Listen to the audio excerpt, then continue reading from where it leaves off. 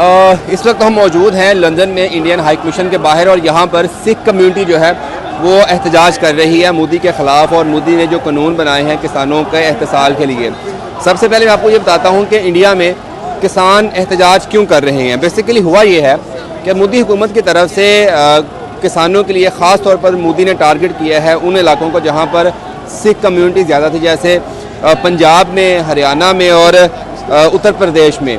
तो बेसिकली उन्होंने कानून बनाए 2-3 जिसमें ये कहा गया था कि जो मेहनत मजदूरी है वो किसान करेंगे, जबकि जब माली फ़ायद की बात होगी या इनकम की बात होगी तो वो जो कॉर्पोरेट सेक्टर होगा, जो सरमायाकार होंगे वो ले जाएंगे। तो इन कवानीन के ख़िलाफ़ एहतजाज शुरू हुआ तकरीबन 2 माह कबल और वो बढ़ता गया और अब सूरत हाल ये है कि पंजाब से, हरियाणा से और उत्तर प्रदेश से जो किसान हैं लाखों की तादाद में वो इंडियन दारुल हुकूमत दिल्ली पर पहुंच चुके हैं और वहां पर जाके धरना दिए हुए हैं। उस एहतजाज को सपोर्ट करने के लिए हमने देखा कि कनाडा में भी एहतजाज हुआ, दीगर यूरोपियन ममालिक में भी एहतजाज हुआ और लंदन में भी छोटे छोटे एहतजाज हुए। लेकिन आज यहाँ पे एक बड़ा एहतजाज जो है वो कॉल किया गया था इंडियन हाई कमीशन लंदन के बाहर। और अभी आप देखें कि यहाँ पे जो हज़ारों की तादाद में सिख कम्युनिटी के लोग यहाँ पे पहुँचे हैं, ये बड़े पुरजोश हैं। इन्होंने खालिस्तानी परचम उठा रखे हैं, जो कि वो हमेशा से दावा करते हैं कि वो खालिस्तानी हैं। गाड़ियों पे उन्होंने बैनर्स लगाए हुए हैं। हम चलते हैं आगे और वो भी आपको दिखाते हैं कि किस तरह से उन्होंने जो झंडे हैं गाड़ियों पे वो लगाए हुए हैं। जैसे आप वो देख सकते हैं कि नो फार्मर नो फूड, ये किसानों ने इज़हार यकजहती के लगाया हुआ है। ये खालिस्तानी परचम लगाए हुए हैं। तो इसी तरह से आपको जितने भी लोग यहाँ पे नज़र आ रहे थे, हमें पुलिस आगे जाने नहीं दे रही, तो इसलिए हम वापस जा रहे हैं। अगर हमें पुलिस आगे जाने देती तो यकीनन हम आपको आगे भी लेके जाते।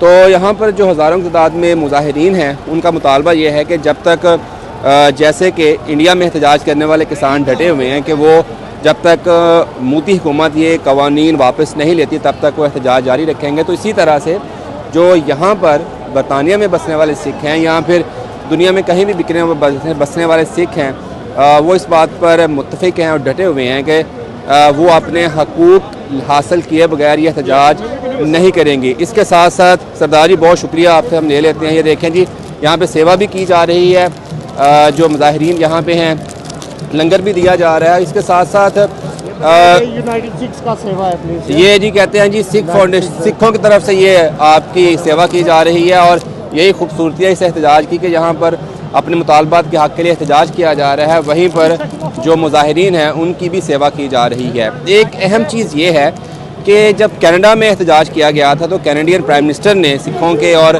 किसानों के हक़ में बयानात दिए। और अभी बरतानिया के जो 36 मेंबर्स पार्लियामेंट है उन्होंने भी लेटर लिखा है फॉरेन सेक्रेटरी को कि वो सिखों के जो मुतालबात है बरतानिया में बसने वाले, यानी कि इंडियन गवर्नमेंट को दबाव डालें कि वो किसानों के जो मुतालबात हैं उन्हें पूरा करें। तो ये भी एक पहलू है यहाँ पे एहतजाज करने का कि यहाँ से प्रेशर बिल्ड किया जाए वापस इंडियन गवर्नमेंट पर, मोदी पर, कि वो वहाँ पर किसानों का जो एहतसाल कर रहा है उसका सिलसिला रोके। इस एहतजाज में आपको नज़र आएगा कि सिर्फ किसान के यहाँ पे हमें नज़र नहीं आ रहे या किसान फैमिली से ताल्लुक़ रखने वाले लोग यहाँ पे नहीं आ रहे, बल्कि हमें यहाँ पे नौजवान नज़र आ रहे हैं, ख़वातीन नज़र आ रही हैं, बच्चे बूढ़े हर उम्र के लोग हमें यहाँ पे नज़र आ रहे हैं।